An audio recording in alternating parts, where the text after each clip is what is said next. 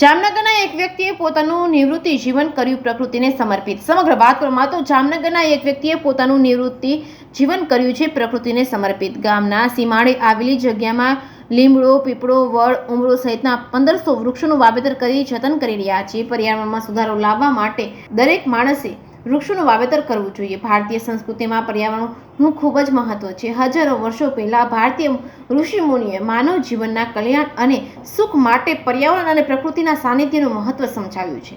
ભારતીય સંસ્કૃતિનો આધાર વૈદિક યુગો રહ્યો છે અને તેના પ્રાથમિક સ્ત્રોતો વેદો અને વેદોના અભ્યાસ પરથી જાણવા મળે છે કે પર્યાવરણના મહત્વ અને તેના રક્ષણ વિશે ઘણી જાગૃતિ છે. ત્યારે લોકો પર્યાવરણ પ્રત્યે જાગૃત થાય અને વૃક્ષોનું વધુમાં વધુ વાવેતર કરે તે માટે ગુજરાત સરકાર દ્વારા અનેક પ્રયાસો કરવામાં આવી રહ્યા છે. તાજેતરમાં સમગ્ર રાજ્યમાં વન મહોત્સવની ઉજવણી તેમજ વડાપ્રધાન નરેન્દ્ર મોદી દ્વારા એક પેડ માં કે નામ અભિયાનની શરૂઆત કરવામાં આવી છે. આ અભિયાન થકી તેઓએ પ્રત્યેક ભારતીયોને પોતાની માતાના નામે એક વૃક્ષ વાવી તેનું જતન કરવાનો સંદેશો આપ્યો છે. બીજાને છાંયડો આપે અને પોતે ભર તડકે ઊભા રહે છે. ફળ પણ બીજાને આપે છે. સાચે વૃક્ષ સત્પુરુષ સમાન છે. ત્યારે જામનગર જિલ્લાના કાલાવડ તાલુકાના નાગરજર ગામે રહેતા જીવાભાઈ ચીખલિયાએ પણ પ્રકૃતિના પરોપકારની ભાવના સમજી તે પોતાનું નિવૃત્તિ જીવન પ્રકૃતિને સમર્પિત કર્યું છે.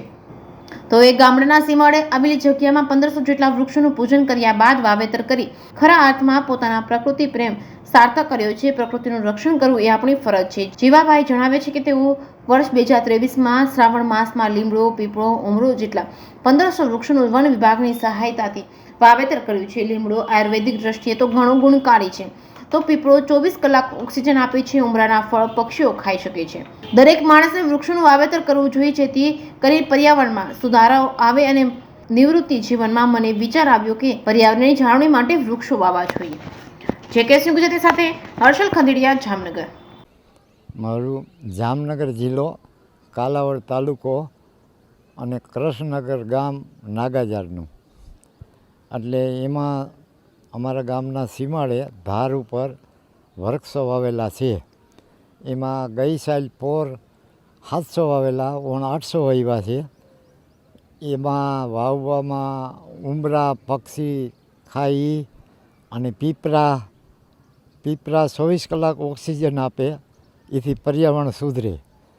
અને વડલા, ઉમરા, પીપરા, લીમડા અને અનેક ઘણી પ્રકારના બધા થોડા થોડા વાવ્યા છે. સેવા કરી છીએ અમે આ પર્યાવરણની માટે. અટાણે હું નિવૃત્ત છું એટલે એવું વિચાર્યું કે આ ઝાડવા વાવી તો પર્યાવરણ સુધરે, એ માટે વાવ્યા છે. અને હવે આ ઝાડ છે ને એ બધાને વવાય, થોડા થોડા પોચાણ થાય એટલા વવાય, એ કરાય.